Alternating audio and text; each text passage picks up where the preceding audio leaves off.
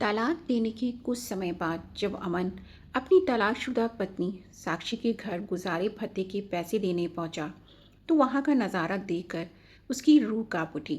ऐसा क्या देखा था उसने? सुबह का समय था, रसोई में अदरक की चाय और पकते पराठे की खुशबू फैल रही थी।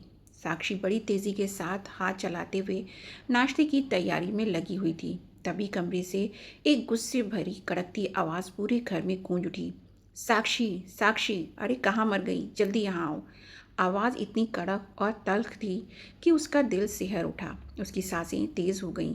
उसने जल्दी जल्दी पराठा सेक कर तवे से उतारा, गैस बंद की और हाथ पोंछते हुए कमरे की तरफ भागी। उसके कमरे में पहुंचने से पहले ही वह फिर से गरज पड़ा। साक्षी, सुनाई नहीं देता क्या तुम्हें? जी, क्या हुआ? उसने काँपती हुई आवाज़ में पूछा। तुम्हें कितनी बार कहा है कि मेरी पहली आवाज़ में ही मेरे सामने हाजिर हो जाया करो। कहते हुए अमन ने अपनी शर्ट उठाई और साक्षी की तरफ फेंकते हुए बोला, आज मुझे ये शर्ट पहनकर ऑफिस जाना है। इसे अच्छे से इस्त्री कर दो।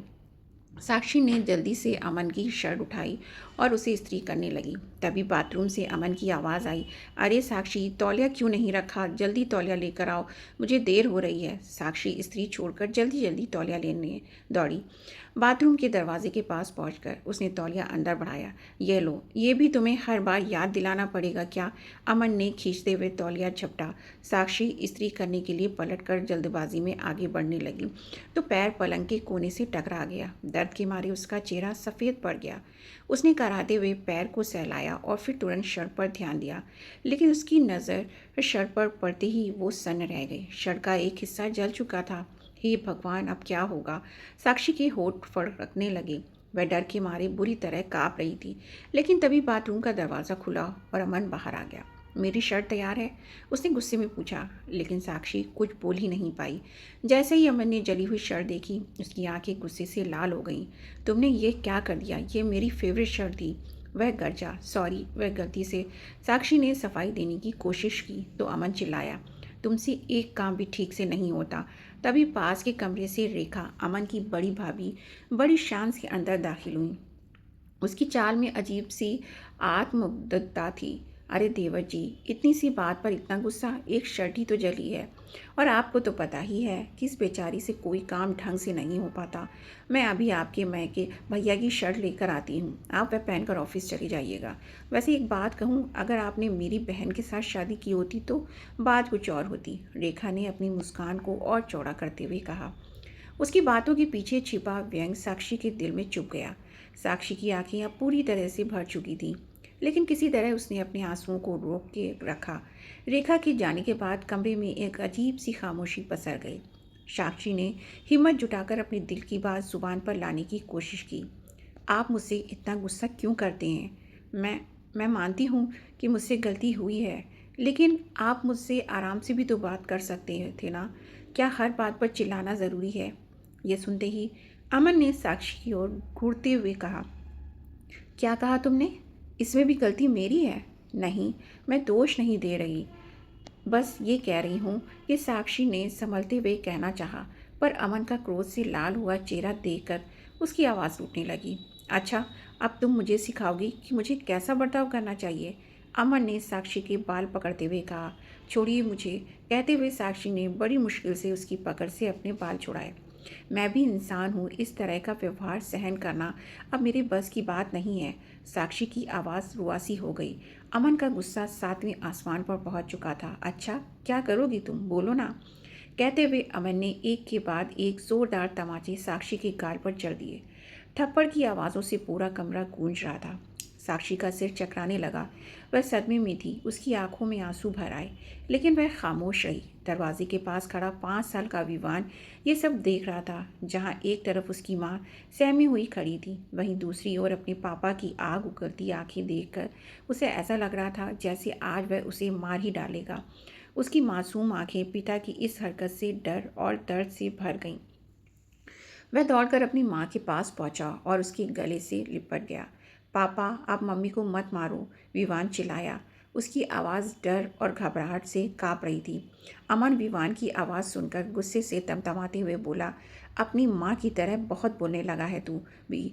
लगे हाथ आज तेरी भी अकल ठिकाने लगा ही देता हूँ। कहते हुए वो जैसे ही अपने बेटे पर हाथ उठाने लगा तो साक्षी उसके आगे आ गई। नहीं, मेरे बच्चे को हाथ लगाने की कोशिश भी मत करना, साक्षी ने विवान को अपने सीने से लगाते हुए लगभग चीखते हुए कहा। उसकी आंखों में गुस्सा और बेबसी दोनों झलक रहे थे। इधर अमन गुस्से से उबलते हुए साक्षी को बुरी बुरी गालियां देने लगा और कुछ देर बाद कोई दूसरी शर्ट पहनकर गुस्से में उसने अपना बैग उठाया और दरवाजे से बाहर निकल गया।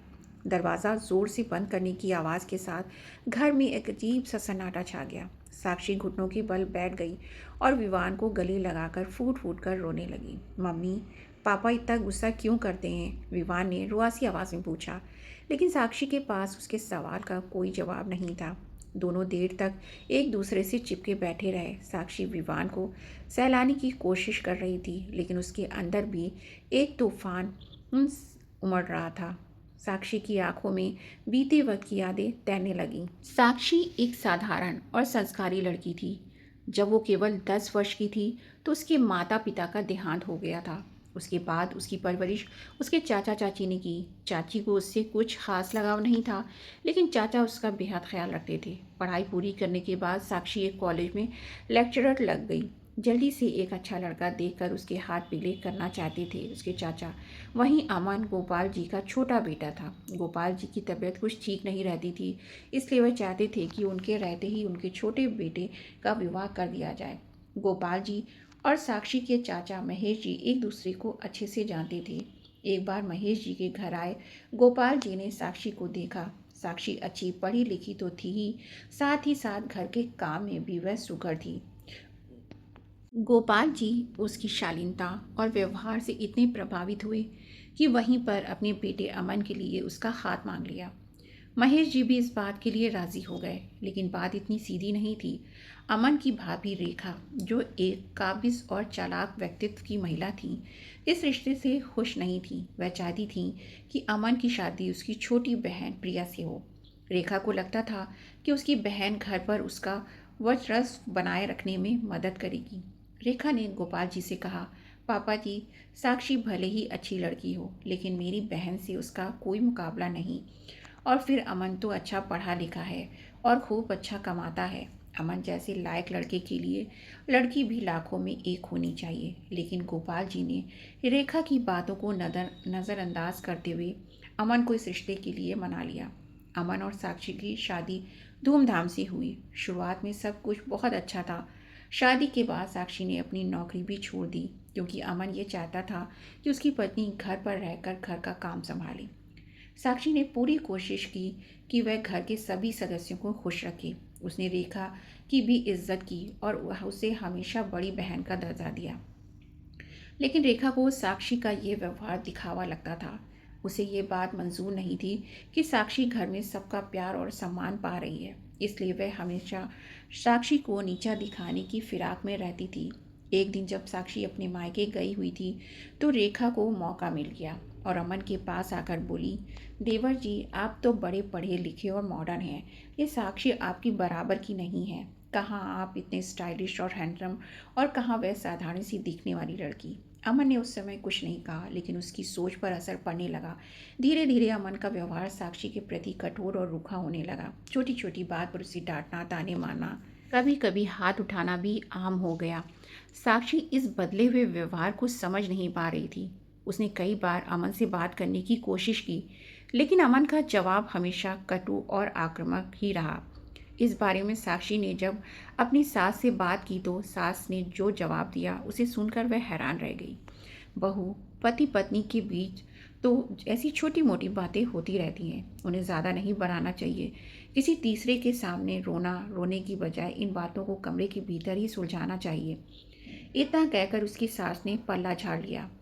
लेकिन उसके ससुर गोपाल जी उसकी हालत समझ पा रहे थे। अक्सर वे अपने बेटे अमन को अकेले में समझाने की कोशिश किया करते थे, लेकिन अमन एक कान से सुनकर दूसरे कान से निकाल दिया करता था। इधर गोपाल जी, जो दिल के मरीज थे, एक दिन उन्हें दिल में तेज दर्द उठा। इससे पहले कि घर वाले उन्हें अस्पताल पहुंचा पाते, वह भगवान को प्यारे हो गए। उसके बाद तो जैसे अमन को खुली छूट मिल गई अपनी मनमानी करने की।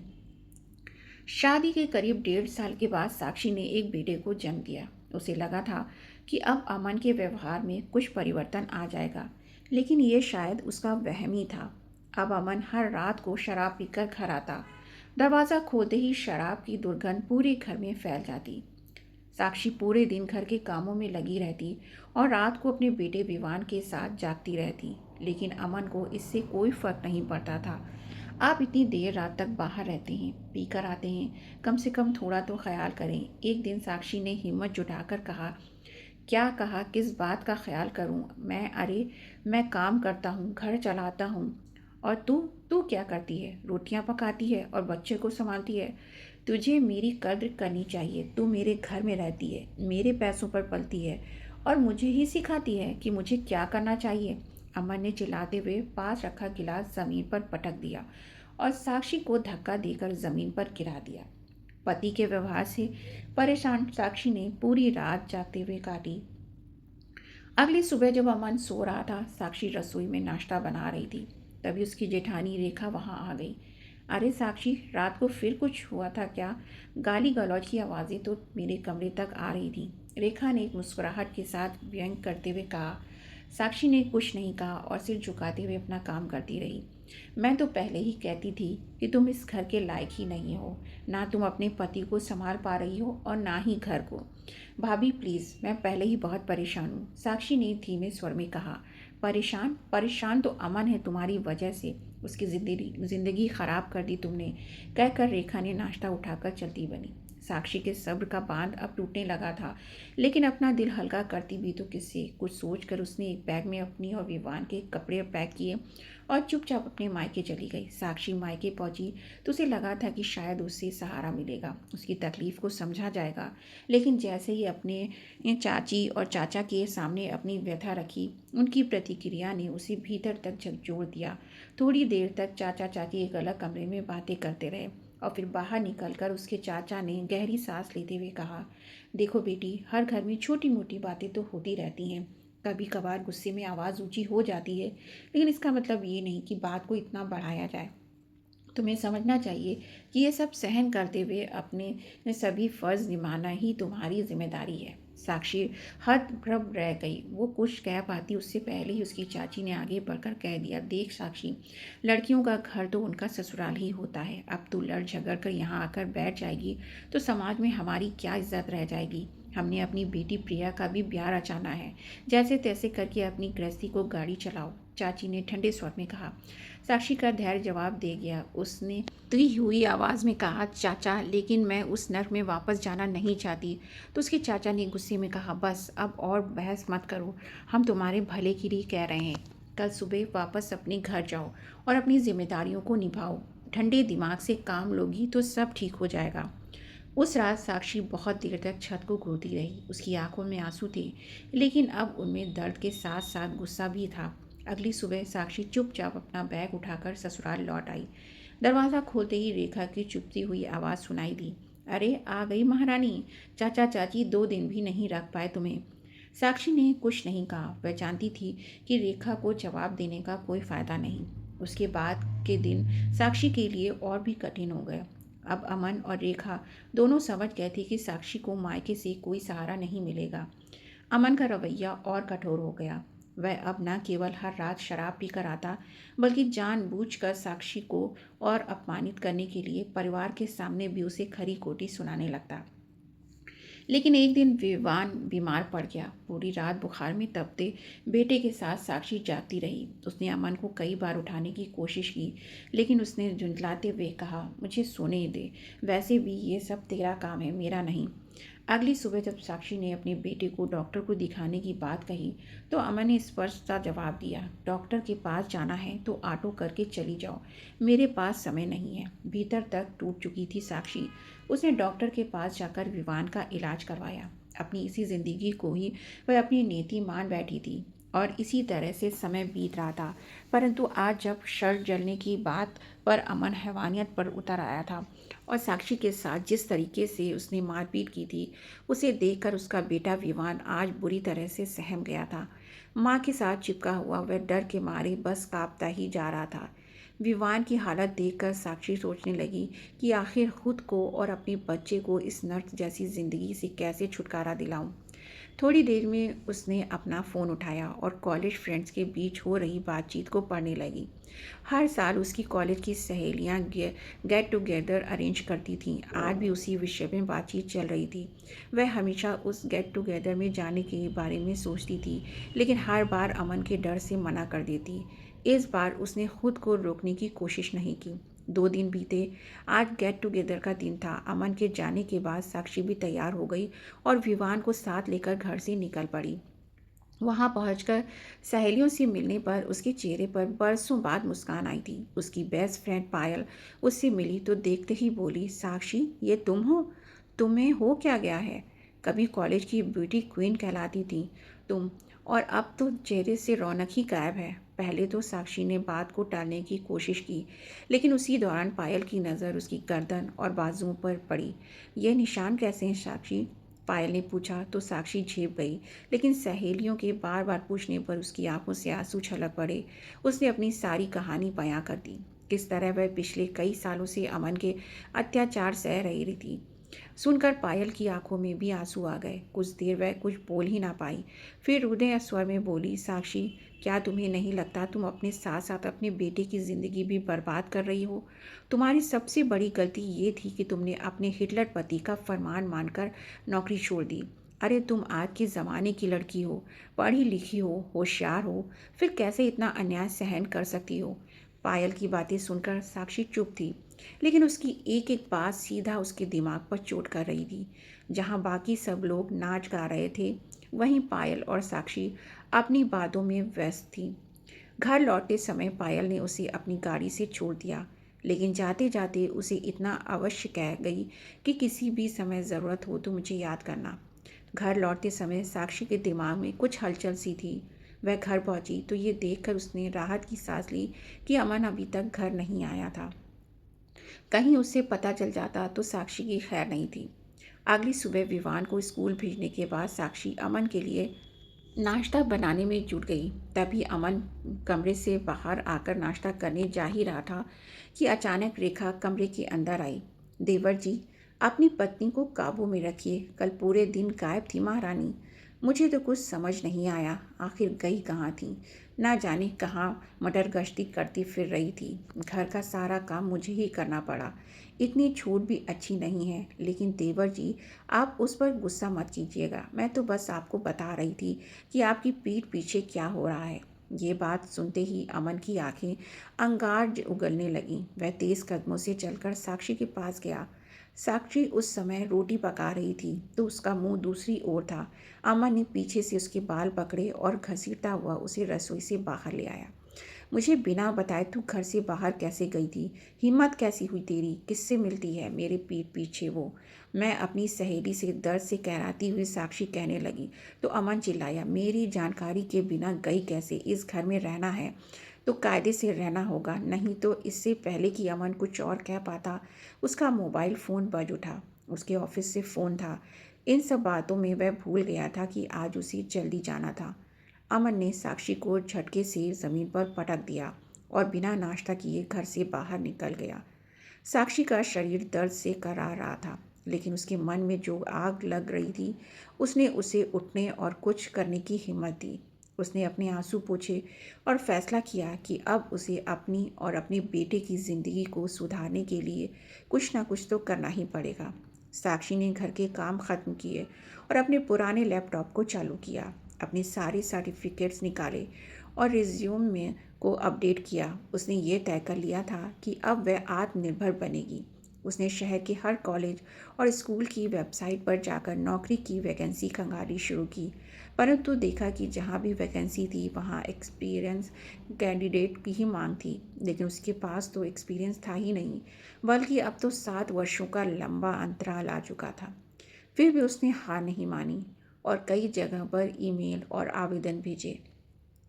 शाम के समय साक्षी लैपटॉप पर नजरें गड़ाए नौकरी के किसी संभावित जवाब का इंतजार कर रही थी। तभी दरवाजे पर तेज आवाज़ हुई। साक्षी चौंकी। दरवाज़ा खोला तो सामने अमन खड़ा था। उसके हाथ में एक लिफाफा था। साक्षी ने लिफाफा लिया और अंदर जाकर उसे खोला। उन कागज़ों में लिखा हर शब्द जैसे किसी हथौड़े की तरह उसकी आत्मा पर वार कर रहा था। तलाक। साक्षी ने कांपते हुए कहा। हाँ, अमन ने ठंडे लहजे में जवाब दिया। और ये भी जान लो कि विवान अब मेरे पास रहेगा, क्योंकि तुम बेरोजगार हो, कुछ काम धंधा नहीं करती हो, इसलिए उसकी देखभाल करने के काबिल नहीं हो। साक्षी ने कागज़ों की ओर देखा, फिर मासूम से विवान के चेहरे पर उसकी नज़र पड़ी। उसकी आंखों में आंसू तैर गए। एक दिल तो किया कि बुक्का फाड़ कर रो पड़े, लेकिन उसने खुद को कमज़ोर नहीं पड़ने दिया। अगर आज हार गई तो विवान का भविष्य बर्बाद हो जाएगा। नहीं, कुछ तो करना होगा। उसने संयम से काम लिया और रात भर यही सोचती रही कि उसे क्या करना चाहिए। अगली सुबह उसने पायल को फ़ोन किया। पायल, मैं अब इस घर में और नहीं रह सकती। साक्षी की आवाज़ काँप रही थी। क्या हुआ साक्षी? पायल की आवाज़ में चिंता झलक रही थी। अमन ने मुझे तलाक देने के बारे में सोचा है और वह विवान को मुझसे दूर करना चाहता है। मैं अपने बच्चे से अलग होकर नहीं जी पाऊंगी। मुझे तुम्हारी मदद चाहिए। हो सके तो मेरे लिए किराए पर एक छोटा सा घर ढूंढ दो। तो पायल ने तुरंत जवाब दिया, तुम चिंता मत करो, और किराए का घर ढूंढने की क्या ज़रूरत है? तुम मेरे साथ रह सकती हो हमारे घर पर। नहीं पायल, पहले ही मेरे ससुराल वाले मुझ पर उंगली उठाने में देर नहीं करते। अगर मैं तुम्हारे घर पर आई तो मेरे चरित्र पर कीचड़ उछलते हुए वो लोग इस बात को कोर्ट में मेरे खिलाफ प्रयोग करेंगे। कोई बात नहीं साक्षी, मैं तुम्हारे लिए किराए का घर ढूंढती हूँ। और कोई फिक्र मत करना, यही समय है जब तुम्हें खुद को साबित करना है, और मैं तुम्हारे साथ हूँ। पायल ने उसी दिन अपने घर के पास ही एक छोटा सा घर ढूंढ दिया। साक्षी ने अपने बेटे के कपड़े पैक किए, विवान को तैयार किया, साथ ही साथ अपने पास इकट्ठा किए कुछ पैसे उठाकर मौका देखकर चुपचाप घर से बाहर निकल गई। शाम को अमन घर लौटा। हमेशा की तरह उसने साक्षी को आवाज़ लगाई, साक्षी पानी लाओ जल्दी। लेकिन घर में सन्नाटा था। किचन में झाँक कर देखा, वहाँ कोई नहीं था। उसने विवान के कमरे में झाँका, वह भी खाली था। फिर वह वापस अपने कमरे में आया तो उसकी नज़र टेबल पर रखे एक लिफाफे पर पड़ी। उसने लिफाफा खोला और अंदर से साक्षी का लिखा हुआ पत्र निकला। पत्र में लिखा था, अमन, मैंने तुम्हारे साथ बहुत साल बिताए, हर ताने, हर दर्द को सहती रही, लेकिन अब मैं और नहीं सह सकती। तुमने हमेशा मुझे कमज़ोर समझा, लेकिन अब मैं अपने बेटे के साथ एक नई ज़िंदगी शुरू करूँगी। तुम्हें जो करना है करो, पर अब मैं तुम्हारे साथ नहीं रहूँगी। साक्षी। पत्र पढ़कर अमन का पूरा शरीर गुस्से से कांपने लगा। वो बौखलाकर सोफे पर बैठ गया। उसने तो साक्षी को धमकाने के लिए तलाक के कागज़ तैयार करवाए थे, लेकिन अब उसका दावा उस पर ही उल्टा पड़ चुका था। काफ़ी देर अमन इसी सोच विचार में डूबा रहा, लेकिन घर के सभी सदस्य खाना खाकर सोने जा चुके थे। देर रात जब अमन को भूख लगी तो उसने रसोई में जाकर देखा, वहाँ एक थाली में ठंडी रोटियां और सब्जी रखी थी। उसने चुपचाप मन मारकर वही उठाकर खाया और अपने कमरे में सोने चला गया। अब उसकी पसंद की सब्जी के साथ गर्मा गर्म रोटियां पकाकर खिलाने वाली साक्षी जो नहीं थी उसके पास। अगले दिन भी सब कुछ घर में सामान्य तरीके से चल रहा था, बस आज अमन की कड़कती आवाज़ पूरे घर में नहीं गूंज रही थी। अब वो बहुत उदास रहने लगा था, लेकिन वह भी अकड़ में था कि साक्षी को फ़ोन करके नहीं बुलाएगा। लेकिन अपनी पत्नी की कमी उसे अंदर ही अंदर इतनी खल रही थी कि उसका ऑफिस के काम पर ध्यान ही नहीं था। उसकी परफॉर्मेंस ख़राब होने लगी तो कंपनी ने भी उसे नौकरी से निकाल दिया। उसके बाद उसे कहीं और अच्छी नौकरी नहीं मिली तो उसे कोई छोटी मोटी नौकरी पकड़नी पड़ी। वहीं किराए के छोटे से घर में रहते हुए साक्षी ने महसूस किया कि ये परेशानियां उसकी ताकत को परखने आई हैं। अपने बेटे को सुरक्षित बचपन और उज्जवल भविष्य देना उसका सबसे बड़ा लक्ष्य था, लेकिन पैसों की तंगी हर दिन बढ़ती जा रही थी। साक्षी ने फिर से कई स्कूल और कॉलेजों में नौकरी के लिए आवेदन भेजे, लेकिन हर जगह से उसे निराशा हाथ लगी। तो पायल ने उसे हौसला देते हुए कहा, साक्षी, कहीं नौकरी नहीं मिल रही तो ना सही, इतना याद रखो, तुम्हारी काबिलियत तुम्हारे पास है। क्या मतलब? मतलब ये कि अगर बाहर दरवाजे बंद हैं तो क्यों ना तुम खुद अपनी किस्मत का दरवाज़ा खोलो। तुम्हारे अंदर इतनी काबिलियत है कि तुम कुछ भी कर सकती हो। आजकल तो सोशल मीडिया का ज़माना है, अगर इंसान में हुनर हो तो वह किसी भी प्लेटफॉर्म से अपनी पहचान बना सकता है।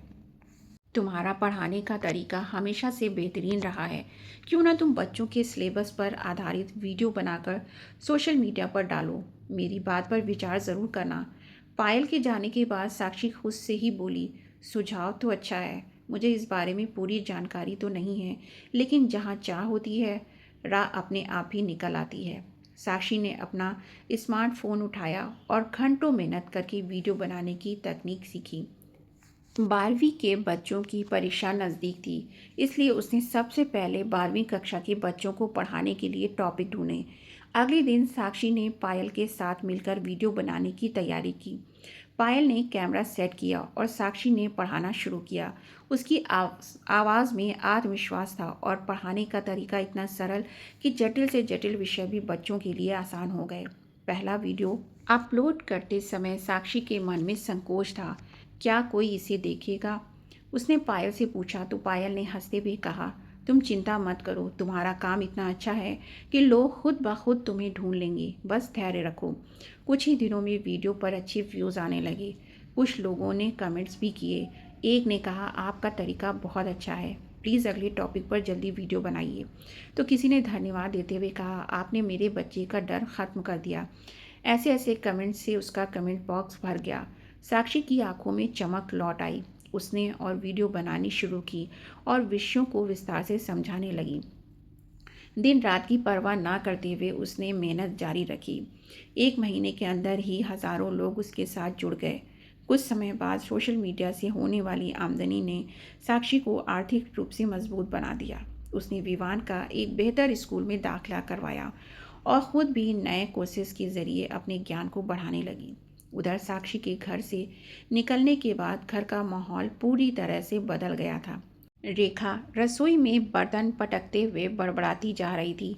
अमन बोला, भाभी अभी तक नाश्ता नहीं बना क्या? तो रेखा ने गुस्से में पलट कर कहा, नाश्ता? हाँ, क्यों नहीं। अब मैं यहाँ सबकी नौकरानी ही तो बन गई हूँ। आखिर मैं भी इंसान हूँ, हद हो गई। कितना काम करूँ मैं। जब साक्षी थी तो सब कुछ ठीक चल रहा था। उसी वक्त सासू माँ ने अपने कमरे से आवाज़ लगाई, रेखा मेरी दवाई और चाय नहीं दी अभी तक। रेखा चिढ़कर बोली, मुझसे नहीं होता, आप अपने बेटे से कहिए, मैं कोई काम वाली बाई नहीं हूँ। माँ ने गुस्से में अमन को आवाज़ दी, अमन देख क्या रहा है, कुछ करता क्यों नहीं, साक्षी को वापस बुला ले, इससे पहले कि ये घर पूरी तरह से बर्बाद हो जाए। तो अमन भड़का, मैं उसे नहीं बुलाने वाला, वो खुद गई है तो अपने आप ही वापस आएगी। और आप चिंता मत करो माँ, थोड़े दिनों में उसकी अकल ठिकाने आ जाएगी। मैं खूब अच्छी तरह जानता हूँ उसे। उसी समय दरवाजे की घंटी बजी। रेखा ने जाकर दरवाज़ा खोला और कुछ देर बाद उसकी तेज़ आवाज़ सुनाई दी, अमन बाहर आओ, देखो तुम्हारे लिए क्या आया है। अमन तेज़ कदमों से बाहर आया। उसके चेहरे पर झुंझलाहट साफ दिखाई दे रही थी। तभी रेखा ने उसे एक कागज़ थमाते हुए कहा, तलाक के कागज़ हैं, साइन करके भेजे हैं तुम्हारी पत्नी, अब भुगतो अपनी करनी। कागज़ देखते ही जैसे अमन के पैरों तले ज़मीन खिसक गई। उसे यकीन नहीं हुआ कि साक्षी ने इतना बड़ा कदम उठा लिया। मामला कोर्ट में गया। पहली सुनवाई में ही साक्षी ने बताया कि कैसे उसे मानसिक और शारीरिक प्रताड़ना झेलनी पड़ी। अमन के वकील ने साक्षी पर शब्दों से प्रहार करते हुए कहा, मैडम आपने शादी से लेकर 7 साल तक कोई शिकायत नहीं की, अचानक अब तुम्हें तकलीफ़ कैसे हो गई? साक्षी ने आत्मविश्वास से जवाब दिया, मैंने अपनी शादी बचाने के लिए सब सहा, लेकिन अब मेरा सहन शक्ति ख़त्म हो चुकी थी, इसलिए मजबूरन मुझे ये कदम उठाना पड़ा। और इस कदम को उठाने के लिए मुझे मेरे पति और ससुराल वालों ने ही मजबूर किया है। अमन के वकील ने साक्षी पर बदचलन और लापरवाह मां होने के आरोप लगाए। जो महिला खुद ही घर छोड़कर चली गई, जिसका चाल चलन ही ठीक ना हो, ऐसी मां को बच्चे की कस्टडी कैसे दी जा सकती है। लेकिन साक्षी ने अपना पक्ष मजबूती से रखा। उसने गवाह और मेडिकल रिपोर्ट्स पेश की जो उसके साथ हुई घरेलू हिंसा को साबित कर रहे थे। सबसे बड़ा मोड़ तब आया जब विवान को कोर्ट में बुलाया गया। वह अपनी मां का हाथ पकड़कर अंदर आया था। जज ने उससे प्यार से पूछा, बेटा आप किसके साथ रहना चाहते हो? विवान ने बिना किसी डर के कहा, मैं अपनी मम्मी के साथ रहना चाहता हूँ। पापा मम्मी को बहुत मारते थे, उन पर ज़ोर ज़ोर से चिल्लाते थे, मम्मी बहुत रोती थी। मेरे पापा बहुत बुरे हैं, मैं उनके साथ नहीं रहना चाहता। अमन ने विवान की ये बात सुनी तो उसका चेहरा शर्मिंदगी से भर उठा। उसके केस जीतने की उम्मीद अब ना के बराबर थी। अगली सुनवाई में नतीजा आना था। अब साक्षी ने इंस्टॉलमेंट पर अपना एक छोटा सा घर भी खरीद लिया और अपने बेटे विवान के साथ वहाँ शिफ्ट हो गई। केस की अंतिम सुनवाई से ठीक एक दिन पहले साक्षी के पास अमन का फ़ोन आया। उसने फ़ोन उठाया तो अमन ने कहा कि वह एक बार उससे मिलना चाहता है। लेकिन मैं तुमसे मिलना नहीं चाहती, साक्षी ने साफ शब्दों में कहा। लेकिन अमन ने एक अंतिम बार उससे मिलने की इच्छा जताई तो साक्षी उससे मिलने के लिए तैयार हो गई। करीब 15 मिनट के बाद अमन साक्षी के घर के बाहर खड़ा था। घर के बाहर नेम प्लेट लगी थी जिस पर साक्षी का नाम लिखा था। उसने बेल बजाई तो साक्षी ने दरवाज़ा खोला और उसे अंदर आने को कहा। अमन अंदर का नज़ारा देखकर भी हैरान था। घर भले ही छोटा था लेकिन पूरी तरह सुव्यवस्थित। घर में सभी तरह की सुविधा का सामान था। क्या बात करनी थी? साक्षी ने सीधे सवाल किया। अमन ने अपने स्वर में नरमी लाने की कोशिश की। साक्षी, मुझे तुमसे बात करनी है, बस 5 मिनट चाहता हूँ तुम्हारे। साक्षी, मुझे अपनी गलतियों का एहसास हो गया है। तुम्हारे जाने के बाद मुझे समझ में आया कि मेरे जीवन में तुम्हारी कितनी अहमियत थी। तुम्हारे बिना घर बिखर गया है, माँ बीमार है और भाभी हर रोज़ झगड़ा करती है। और सच कहूँ तो कोर्ट में जो कुछ भी विवान ने मेरे लिए कहा, उसके बाद से तो मैं अपनी ही नज़रों में गिर गया हूँ। मैंने तुम्हारे साथ बहुत बुरा किया है साक्षी। तो साक्षी ने गंभीर स्वर में कहा, अच्छा, अब जब तुम्हारी ज़िंदगी में सब कुछ ख़राब हो गया है तब तुम्हें मेरा और विवान का ख्याल आ रहा है? नहीं साक्षी, मुझे सच में अपनी गलती का एहसास है। मैं बस इतना कहना चाहता हूँ कि यह तलाक का मामला छोड़ दो, मेरे साथ वापस चलो, सब कुछ फिर से शुरू करते हैं। और विवान के बारे में भी तो सोचो, उसे भी अपने पिता की ज़रूरत है। हाँ, सही कहा आपने। विवान को अपने पिता की ज़रूरत है, लेकिन ऐसे पिता की जो उसका आदर्श बने। तुम्हारे जैसे पिता जो अपनी पत्नी का अपमान करता हो, उसे डराता हो, उसके साथ मारपीट करता हो, उसका आदर्श कभी नहीं बन सकता। मैं जानता हूँ कि मैंने बहुत गलतियाँ की हैं, लेकिन मैं वादा करता हूँ कि अगर तुम लोग मुझे एक और मौका दोगे तो मैं सब ठीक कर दूँगा। बस एक बार मुझे माफ़ कर दो, साक्षी ने कड़वे स्वर में जवाब दिया। मौका? हर दिन तुम्हारे लिए मौका था अमन, लेकिन तुमने हर बार उसे बर्बाद किया। माफ़ी का सवाल तब होता है जब कोई गलती अनजाने में होती है, लेकिन तुम्हारी गलती जानबूझकर की गई थी। मैं तुम्हें माफ़ नहीं कर सकती अमन, और सच कहूँ तो अब मेरी ज़िंदगी में तुम्हारे लिए कोई जगह नहीं है। तुम जा सकते हो। अमन ने एक अंतिम नज़र विवान पर डाली और भारी मन से घर से बाहर निकल गया।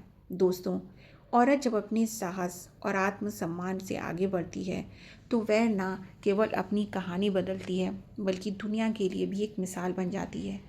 साक्षी ने साबित कर दिया था कि हर इंसान को अपनी कहानी खुद लिखने का हक है। तो दोस्तों, आपको साक्षी का फैसला कैसा लगा? कमेंट करके ज़रूर बताइए और चैनल को सब्सक्राइब करना बिल्कुल ना भूलें। मिलते हैं एक और नई कहानी के साथ। बहुत बहुत धन्यवाद।